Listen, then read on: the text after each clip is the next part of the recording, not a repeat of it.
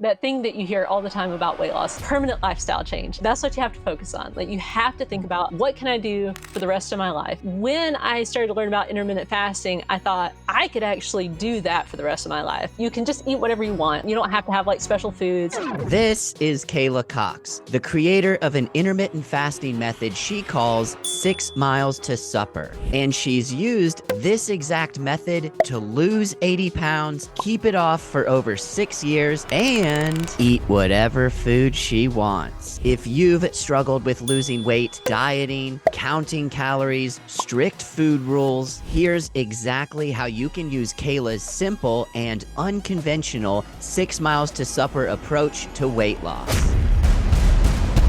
You have a very unique method for how you achieved some pretty amazing results. And I think that this method is going to help a lot of people who have perhaps tried to lose weight in the past and haven't been able to sustain what they've been taught that they are supposed to do for weight loss. So could you tell us how much weight you actually did lose altogether? Sure. So all total, I lost 80 pounds with intermittent fasting. So my highest confirmed weight was 222, and then I got down to 142. And since that time, I've been maintaining in the 140s. So you've been maintaining in the 140s after losing 80 pounds. How long have you maintained there? When I first lost the weight, I just lost about 65 pounds. And so the end of that was in 2016. So I've maintained my 65-pound loss since the end of 2016.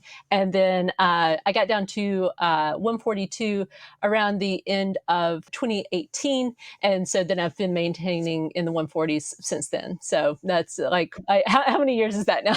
I So lose for track. 20, yeah, 5 to 6 Years. years you've been Yeah. maintaining. And has that weight, like, fluctuated up or down, or has it stayed pretty much the same? So one thing that I had to learn for maintenance was just to figure out like what's a reasonable goal, because I feel like maintenance is one of those kind of squishy, like, Yeah. what does it mean to maintain? Like, is there any kind of amount that is allowable? And one thing I learned on my weight loss journey was that weight fluctuates. Like, my weight fluctuates. It can fluctuate up 5 pounds overnight. Like, if I have a bunch of salty or sweet foods with like a lot of water, like, it's easily 5 pounds. So I thought, well, I can't like just freak out, if my weight goes up by 5 pounds. So I looked over, the course of time, and I thought, like a 10 pound range, like as far as just daily weight, seems reasonable. I try to keep my 7 day average, in the 140s, and I feel like that's like a reasonable goal. That's what I do. You and I have very similar stories. Obviously, we use similar methods to lose the weight that we did, but you made me remember when I first went to lose weight. So I was 183 pounds. And in my mind, I was like, I want to get back to 122 pounds, which is what I was when I was 19 years old. Oh wow. And it was like 2 months in, I was like, this isn't doable. I kept getting stuck at 140. And in order to get below 140, I had to fast for 7 days. And Oh I was wow. like, this isn't Mm-mm. manageable. I think it's interesting, and it's a good point to point out that once you start to lose, like, you lose the brunt of the weight relatively quickly, but finding out where your body is going to settle can be a little bit more of a process, which is why perhaps you lost 65 pounds in 2016 and then another 15 in the next 2 years, and then you've kind of settled around there in the Mhm. last 5 years. Making me do Yeah. math.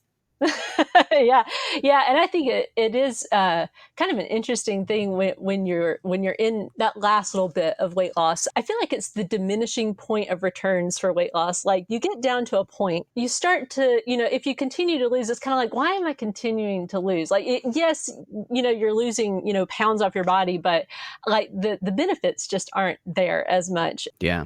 Okay, so you mentioned that how you did this was intermittent fasting. So obviously I want to spend the brunt of today's talk on that. But Mhm. first, before we go into that, had you tried to lose weight before stumbling into intermittent fasting? Oh gosh, yeah.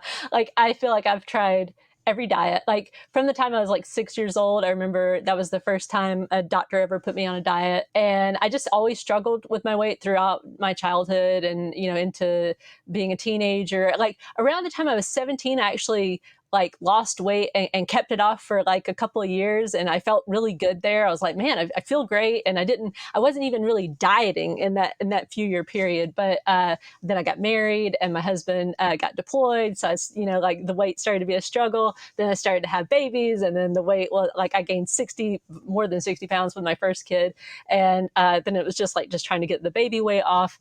And so it was always a struggle. Like I tried every diet, like the zone diet, Atkins, counting calories, just everything. Why did those methods not end up working for you? Because it wasn't sustainable. That was the thing. Like I could white knuckle I have the ability to have willpower when I want to. Like, like I can do the whole, like, I'm not going to have any cake and no bread, and just like I can do that for a while. But when I get down to my goal weight, like I'm going to like have all those things again. Like I can't sustain that kind of like restrictive thing over the long haul. And it's funny, it's that thing that you hear all the time about weight loss is like permanent lifestyle change. Like that's what you have to focus on. Like you have to think about, what can I do for the rest of my life? And so when I started to learn about intermittent fasting, I thought I could actually do that for the rest of my life, like pushing breakfast later or just not having breakfast, and like just having time boundaries around food. I can do that because it was really important to me to be able to have the food my family was eating and not be weird, like not be like, oh, well, mom's having this and then you guys are having the pizza. Like I didn't want that. I wanted to just be able to eat no matter where I'm at. I want to be able to participate fully. Like if I go to a pizza party, I get to have the pizza. If I go to a birthday party, I get to have the cake, and I just don't have to worry about it. Well, in that way, you're not controlled by circumstances, right? Mm-hmm. You Yeah. don't have to constantly be making 2 meals, one for yourself, one for the rest of the family. "Oh, no, we're going out to eat tonight. I better bring my perfectly portioned meal and break it out while everybody else is ordering food." Yeah. No, thank you. So you have your own method. You've kind of stumbled through this yourself, Yeah. figured out what's worked for you. And I'm not saying that to like downplay what you've done, because that's essentially how I lost my weight, and what I teach others to do is I made all these mistakes. I learned what works, and now I teach other people to do it. Your channel is actually the same name as your method, which is called 6 Miles to Supper, which, by Hmm. the way, very good name, very clever. Thank you. Could you explain to everyone what 6 miles to supper means? So when I started doing intermittent fasting, well, when I first heard about it, I just kind of thought, oh, that's kind of interesting. So I just kind of experimented with it in like 2015. I was not consistent at all. I quit so many times on intermittent fasting because I was like, I got to lose like 5 pounds a week. Anything less than that is failure. So I was like constantly, trying and then having a little bit of success, but it was only a pound, so I was like, well, that won't work, so then I would quit and then try something else. Through that year, though, I just kind of slowly pushed my window out a little bit further, and over time got consistent with it. When I started to finally see, like, oh, when I'm consistent with that intermittent fasting thing, I actually am losing weight. Like it's working to get me to eat the right amount of food. So once I got into 2016, that's when I got like very clear, like, okay, I'm doing intermittent fasting 6 days a week. I'm taking a cheat day every Sunday, and then I'm going to walk 6 miles a day. The walking happened because I had been in 2015, I was like going to the gym every day, working out like super hard, just killing myself at the gym, lifting really heavy weights. But like I said, I was impatient, and I was pushing myself too hard, and I injured myself doing a deadlift, and my back was like, I didn't go to the doctor, so I don't know what my actual like injury was, but I was in a lot of pain, and I couldn't lift anymore. I couldn't even squat. Like I just, like, something was wrong, and I was like, I'm just gonna have to rest it. And all I could do was walk. So I felt like I'm gonna definitely gain the weight back, because I mean I had lost like a total of 15 pounds that year. And I thought, I'm going to gain all the weight back because now I can't exercise. And in my mind, that was what was, really the key was to like go to the gym and work really hard. So, Yeah. but all I could do was walk. So I felt like well, if I walk 6 miles a day, like, surely that'll be enough, like, movement, like, it'll be good, and I felt really good when I was walking 6 miles. So 6 miles, like, okay, I'm gonna walk 6 miles a day, and I'm gonna do intermittent fasting 6 days a week. I started that in, like, January of 2016. I think it was, like, around April of that year. I kept pushing my window out further and further, and, finally I was like at a 24, like, so just a 4-hour eating window, and I felt really good doing that. I was like, man, this is like super, like, I was getting a lot accomplished. Like, I was like, I have all this free time now, now that I'm eating, like, I can just like have all these, I can read more, I can, draw more and stuff. So as it turned out, my kids got the stomach bug, and I got really nervous that I was gonna get it. Like, I just had this thing about the stomach bug at that time in my life. I was really afraid of it, and I got really nervous, and I could not eat until supper time. Like, for, like, several days in a row, I was like, all I could manage to do was just to get myself to eat 1 meal a day. But my weight, like, dropped that week by, like, 5 pounds. I was like, "Can I do this all the time?" Because I felt great. Like, I was like, "This is barely different than a 24," like, it's like, as far as food, the amount of Mhm. food and everything, I was like, "This feels like something you could do. Like, can you do this?" And so, I remember I Googled, like, "Can you just eat 1 meal a day?" And What did Google tell you?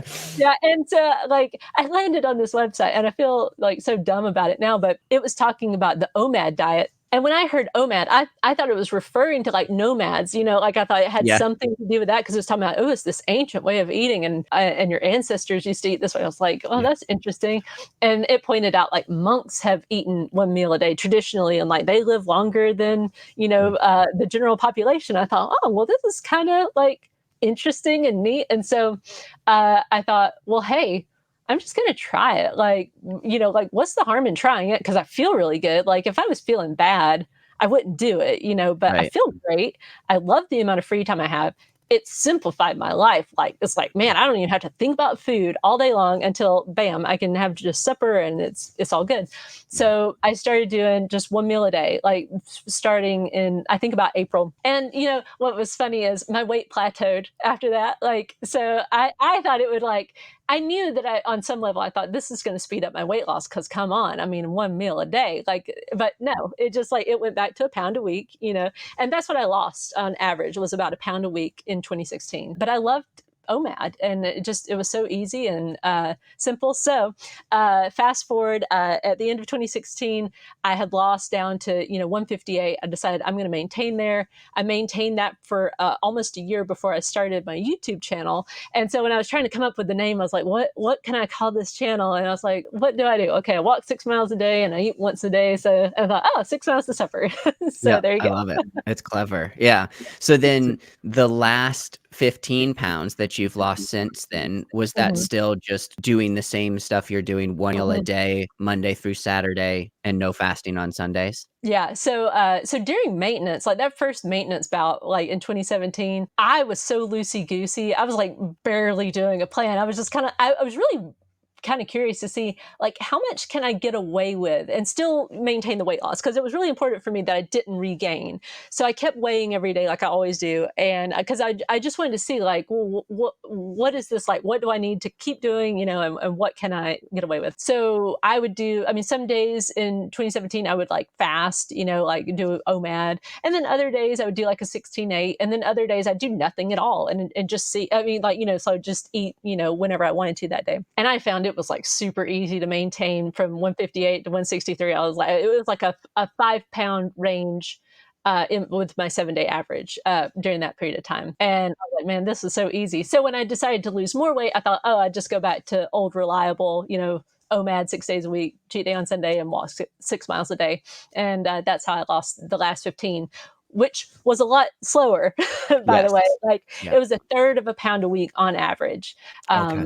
And so I think it took about a year to get that last 15 off. And like I said, it was like, I mean, I'm glad I did it, but, like, I still don't see a huge difference in, Right. like, it's harder to maintain in the 140s versus, like, 150, like, which makes sense, it's easier to eat more food.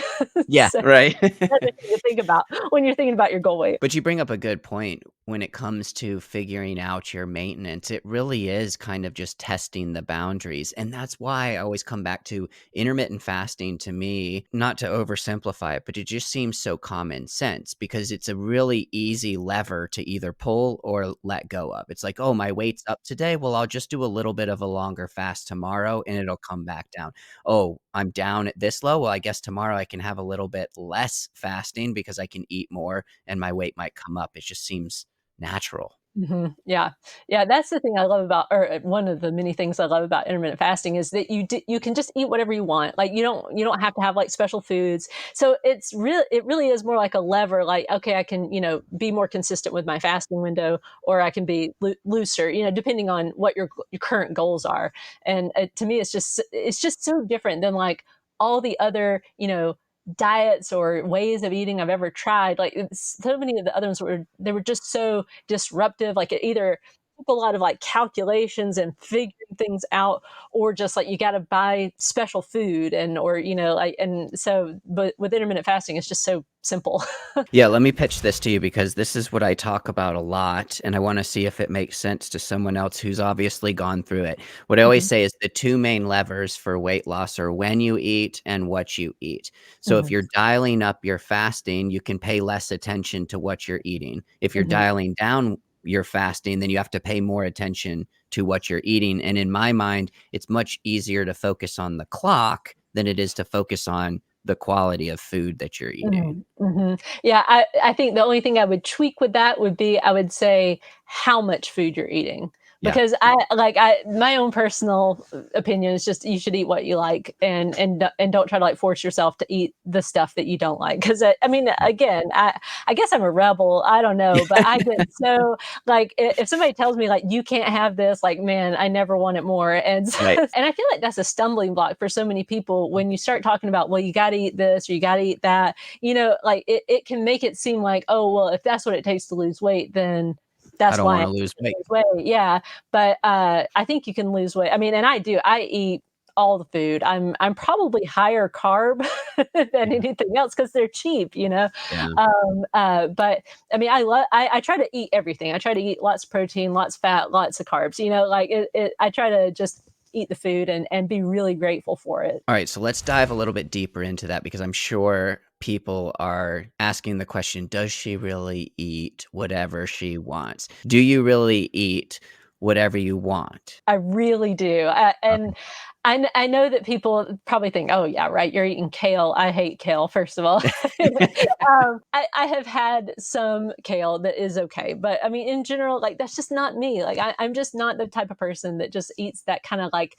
Some people do that. They eat very healthfully, and that's great. I don't, like I'm just like I feel like I'm just a normal person. I'm like I eat the way that people eat, not on Instagram. Right. Like, Yes, I love I that. mean, every week, like we're usually once a week we're having pizza. Like I make pizza, spaghetti with meat sauce and garlic bread. Like I eat all the foods. Like, and I eat dessert whenever I want it, and I have wine whenever I want it. Like I don't have any kind of like, oh, that's a special occasion, Right. kind of food.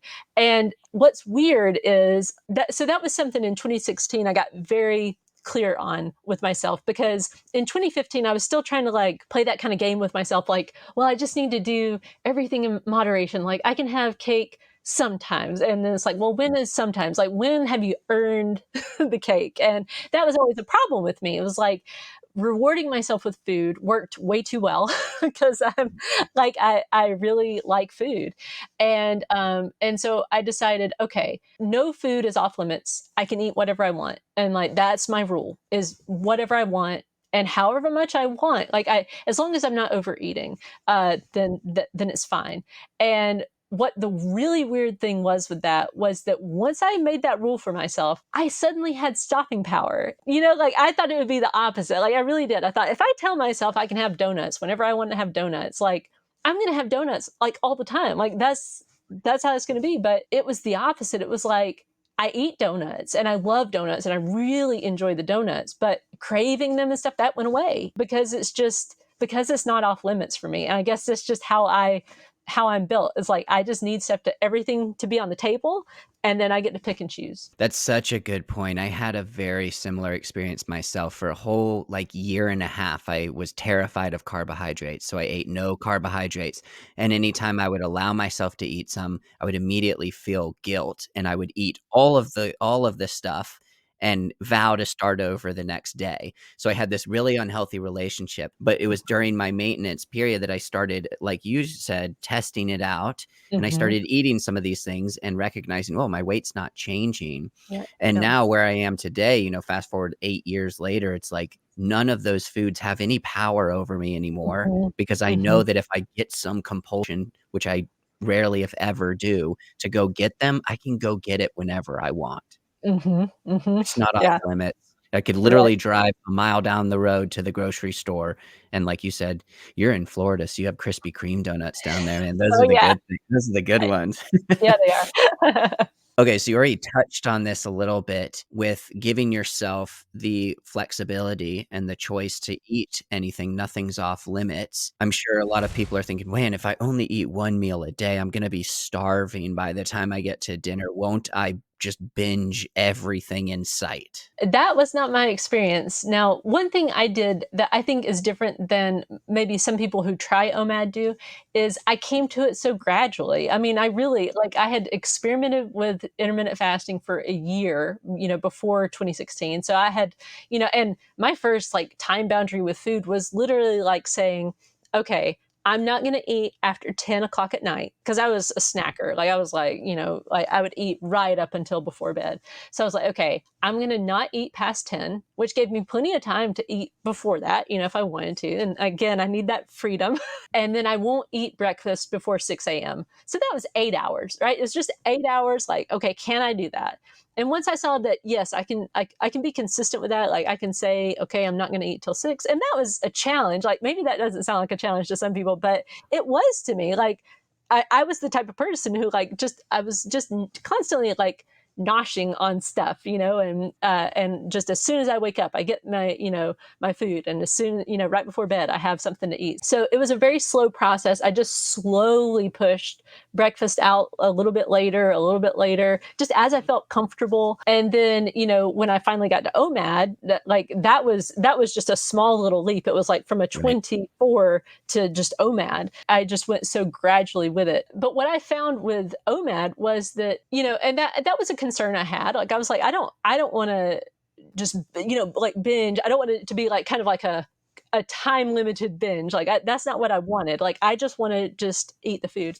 And what I found weirdly enough was because I guess I went so gradually with it, my body was already used to fasting for 20 hours at a time. So that's a big thing is what I found, and I imagine that this is different for every person. So every person has to find that Goldilocks zone where it's like this is perfect. This is just enough of a challenge, but you're not like out of control.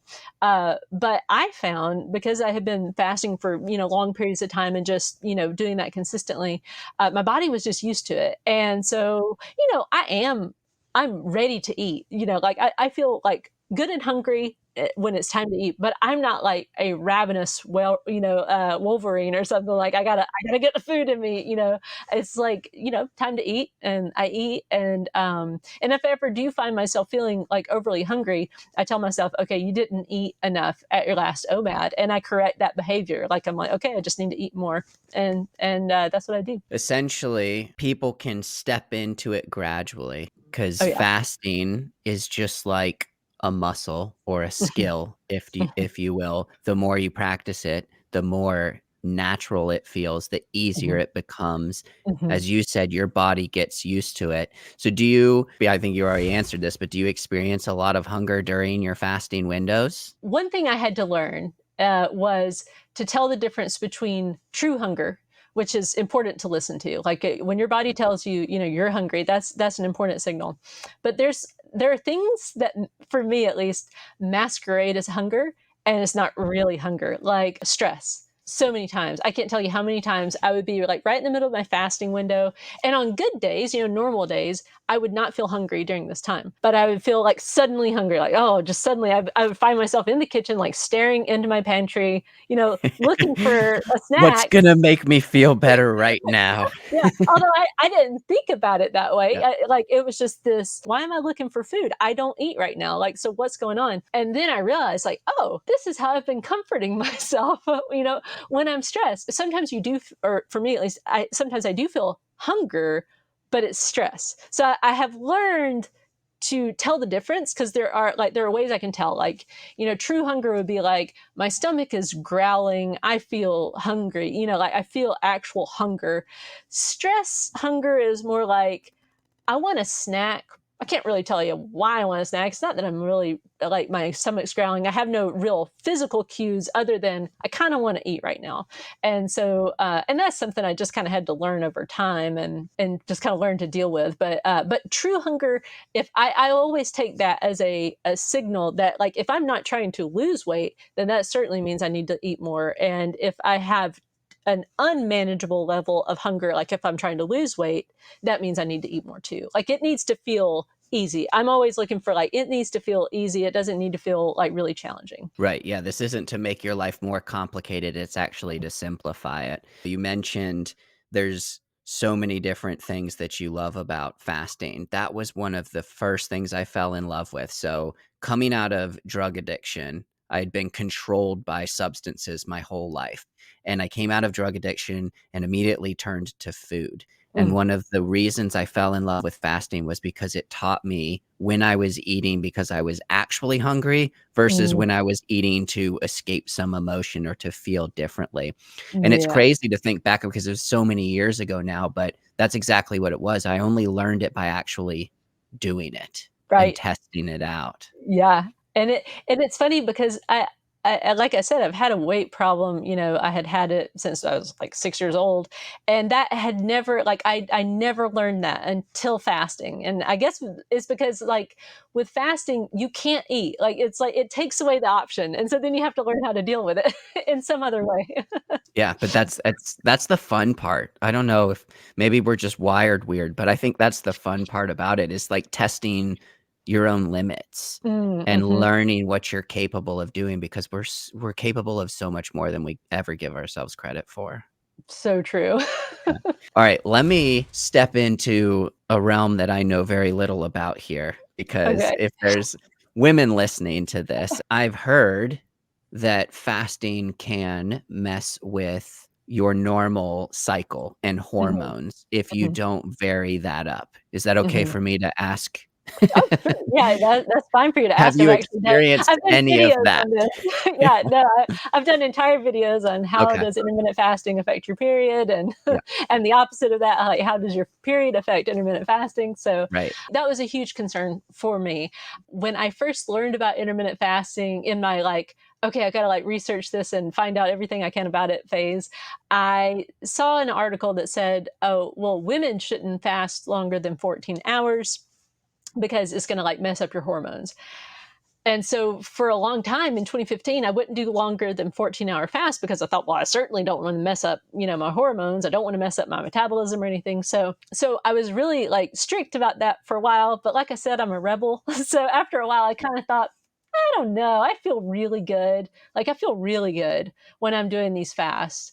And I thought, I'm just gonna try, and so I like pushed it out 15 hours, and I was like, I feel really good here, and it's not affecting me in any kind of way. And so I just kept pushing it out. And so even when I got to OMAD, I really was concerned about OMAD because I thought that seems like, if anything's going to affect, your cycle, it seems like that would be one that would. But like, if anything, I became more regular, and so I just kind of reject that notion. I mean, I imagine everybody's different, and you just kind of have to experiment for yourself and see. But I've not seen any kind of difference. Even I mean, one thing I do that, some people might point out and say, well, it's a little bit different for you, is I do take that cheat day on Sunday. So I do have that day of, like, regular eating. Does that tip the balance, one way or the other? I don't know, but that's been my experience. Right. Yeah. And you bring up another really good point too, with the whole metabolism thing. I've heard that argument too. It's like, oh, I don't want to do fasting because I've heard that it damages your metabolism. But take it Mhm, from myself and from you, mhm. who's both of us, our weight has stayed the same now for over 6 years. If Right. our metabolism were damaged from fasting, we'd be gaining weight. And that just hasn't happened. I was, like, obsessed with my metabolism when I was obese. Like, "I can't do that, it's gonna hurt my metabolism," and then eventually the thing with intermittent fasting for me, eventually I just thought, "Look, like, I've gotta take a risk," like, I can't be obese, like, being obese is a much bigger risk than any kind of thing I might do to my metabolism by fasting, so I'm gonna try it and just see. And then it's like, well, the thing I think people are always, with metabolism, they're just trying to lose weight. And so it's like, well, if you find a way to lose weight, just lose the weight, like as long as it's a healthy way. Obviously you don't want to do something that's going to really damage your body, but I feel like it can be an excuse, like, oh, well, I don't want to damage my metabolism. Like, well, okay. Yeah, you're you know yeah, I'll get some flack for this one, but your metabolism ain't doing too great if you're 80 plus pounds overweight. Exactly. I mean, and really it was. I mean, like, I thought I'm so obsessed about this, and like, what's it doing for me right now? Right. It must not be in too fragile of a condition. So, or could it get much worse? Really, that's another Right. question. Well, and that's the thing, it just goes back to what you were saying before, is just start testing some things out, see if they work for you. Worst case scenario, it doesn't work, you can try something else, but you could stumble upon something that simplifies your life, fixes your metabolism, fixes your health and your weight, and you get to eat whatever you want. Right. Right. Yeah. Okay, one more question for you before I kind of come back and ask you to outline how somebody might start using your system on their own here. Okay. How do you handle vacations or holidays? Do you still do an OMAD on, like, you go to Disney World for a week? Do you do OMAD while you're there? So I built what I call my code over time. It's really my philosophy on weight loss, is my plan for going off plan. Because for me, weight loss, and the reason why I practice intermittent fasting, it's not to practice intermittent fasting. Like, that's not the end. The end is for me to be able to be comfortable in my own skin, to have my weight be at a comfortable place, to have a good relationship with food. But there are things that are more important in my life than even like intermittent fasting. So intermittent fasting helps me get there, but my family, for example, that's more important than intermittent fasting. So if any at any time those two conflict, family wins out, like, so I have this hierarchy. It's like God, family, like, and then it goes on down from there. From time to time things come up in life. There are going to be times where, you're going to want to fast that day, but if somebody like calls and says, hey, do you want to go to lunch today? And my thing is, I'm usually going to be practicing OMAD, and that's going to be family supper, by the way, because that was really important to me. I wanted to have supper with my family. That's like a non-negotiable. But let's say somebody says, hey, you want to go for lunch? I'm absolutely going to go to lunch. I'm going to have lunch. I'm going to do my best to eat the right amount. And then, when I eat with my family that night, I'm going to do my best to eat less than I normally would at OMAD. That's how I'm going to handle it. So that is like a rule I have made for myself. If there is something that comes up in my life and it revolves around food, so it's like a wedding or whatever, I'm there, I'm participating fully. I'm not going to be like, oh, I'm fasting, sorry that it's your birthday. Be that Like weird person. right, who's bragging about the fact that Yeah, they're fasting. I'm Like, not eating. I don't want to be that person. So yeah, so I'll just participate fully. And so on vacations, it's very much the same kind of like philosophy. It depends on the vacation and the circumstances, how long the vacation is, what the food's going to be like. I've gone on some vacations where it's been very similar to like regular life. Like, we have grocery, like we have a kitchen, we have groceries, and it's just kind of like, it doesn't really revolve around eating. So it's just more on those days, it would be probably more like a, OMAD or 2MAD or something like that. But then I've had other vacations where I'm like, I'm taking a break, and I just do that. And I try my best to eat the right amount of food. Like that's my rules. Like don't overeat. Try not to overeat. Like that's really a better rule. Try not to overeat, because on vacation there's a lot of eating for, well, at least how we do vacation. It's like, like you're going to go get ice cream and you're going to maybe have breakfast out and or maybe you're going to get like donuts. You're going to get donuts and you're going to, go to lunch and there's going to be snacks in the room. And I just try to say, okay, I'm going to just try to behave like the rest of my family, none of whom have a weight problem, and just kind of enjoy life. You remind me of all the things that I used to do on vacation. Vacation for me used to be a binge fest because I had Mm, all of these rules, right? So I would eat ice mm, cream every night for 7 nights straight. But once I started, again, going back to what you were saying, giving myself the freedom to eat these things, like, now it's like 2 nights out of 7 for ice cream is more than enough because I don't feel this compulsion to go and eat ice cream every single day because I right. won't get to eat it when I get back from vacation, right? Right. Yeah. Yeah. Yeah. Like when you take that away from yourself, it's like you can have it whenever. It's like, oh, I can have it whenever. And then like you just don't end up eating it that often. It's weird. It loses its power. So what you've been doing for over 5 years now is essentially, aside from random events and holidays and vacations, what your standard routine looks like is Monday through Saturday, you eat dinner. Mhm. Sunday, I'm assuming you're eating, like, 3 meals? Things are slightly different for me now. It used to be that Sunday was my cheat day, and then Saturday was just like a regular OMAD kind of day. It's slightly different now because so pancake breakfast. This is the reason for cheat day anyway. Practicing intermittent fasting in 2015, but the thing that kept tripping me up, and it was just something I learned after like just kind of watching myself. The thing that kept tripping me up with intermittent fasting was I would be so good Monday through Saturday, but then Sunday morning my husband very sweetly would make us all homemade pancakes, like the whole family. It was a big thing, and it was wonderful.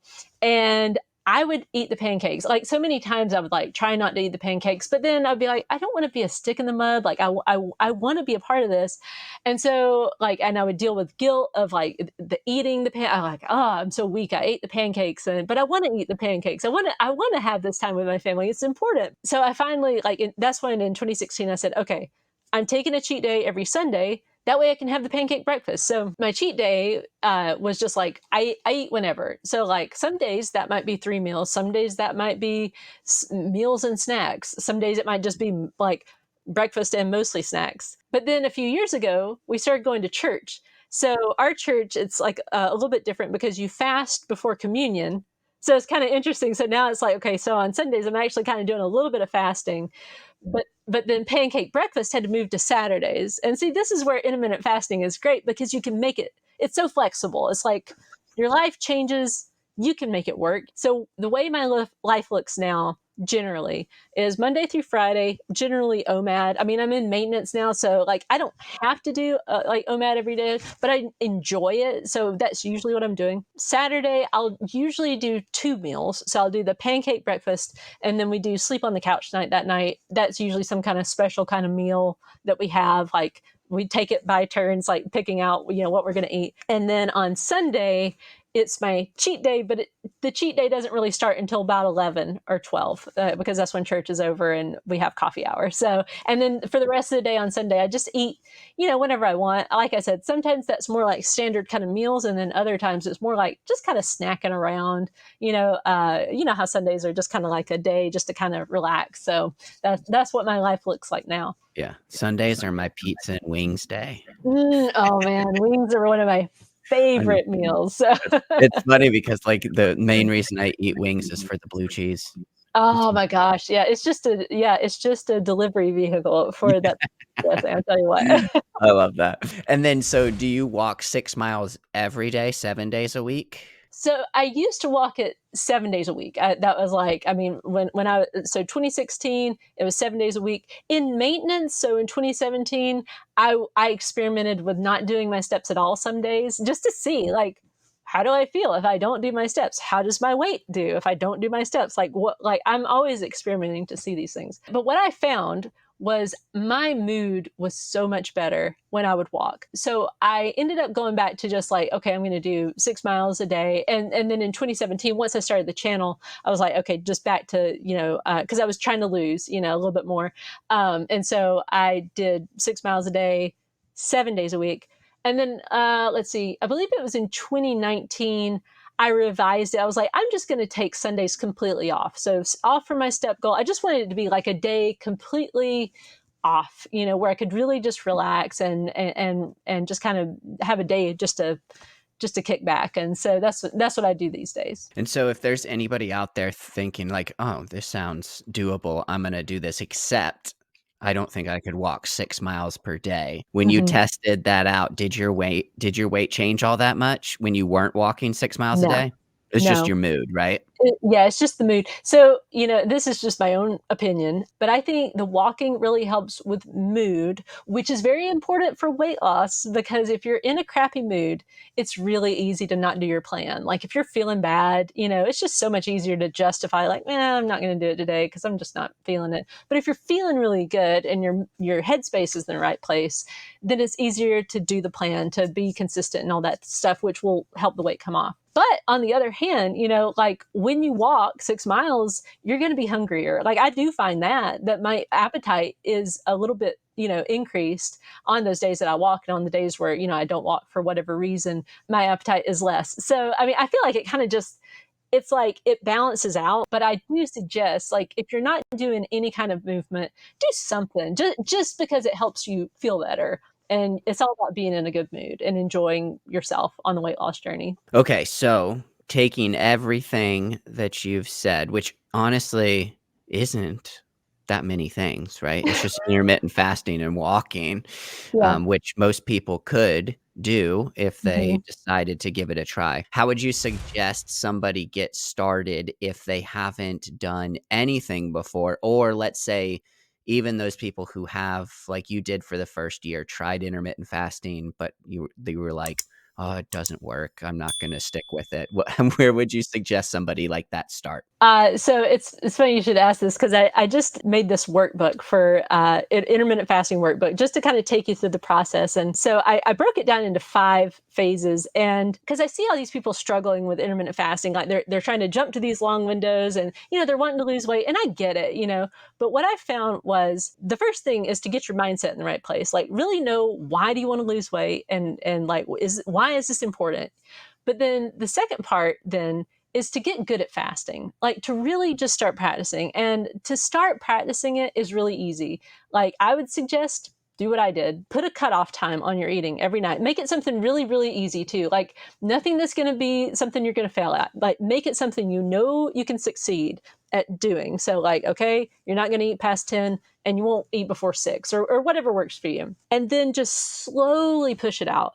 And don't expect weight loss results when you're at these short windows because it probably isn't going to move the needle with the scale, but just like slowly push it out and just start to get good at fasting. And then once you get good at fasting, like once you can consistently fast, I would say for like 12 hours, and you can be like really, really consistent with that, then work on like writing a plan for yourself. Like write down, here's what I'm committed to doing, and stick with that and keep tracking your weight and see if that works for you, and then keep experimenting until you find that plan that works, and then stick with that plan, whatever it is. And some people have great success with like a 14-10 or a 12-12, or and some people love OMAD. It's so different, and don't give yourself an out. Yeah. Well, so you mentioned too that you just finished a workbook. Where can people find this workbook? And also, where can people learn more about you? Obviously, I mentioned your YouTube channel. We'll link up your YouTube channel in the description of this interview here. But where can they get a hold of that workbook, and how can people learn more about you? Okay, well, my website is a great place to go, 6milestosupper.com, and that has all my books and workbooks, and so that's a great place to start. I do coaching, and so that's a good place to start. And my YouTube channel, I don't even know how many hundreds of videos at this point about intermittent fasting. I also do a podcast by the same name. So there's lots of, like I offer lots of free free resources, 6milestosupper.com/freebies. There's like lots of free stuff, a weight tracking spreadsheet that will calculate your 7-day average for you, so that you can, not get too bogged down in your daily weights, and you can just focus on the trend over time. So, yeah, 6milestosupper.com. Yeah, I love it. I will link up your website, your podcast, your YouTube channel in the description below. Kayla, thank you so much. We're like two peas in a pod. You're We like are. the female version of everything I've been doing for the last decade. It's funny. Right. But yeah, thank you so much for sharing your experience. I hope that everyone can take from this and actually implement some of it. And if they need more help with it, you can check the description, find the links to Kayla's website, and get in touch with her. Yeah. Thanks so much for having me, Justin.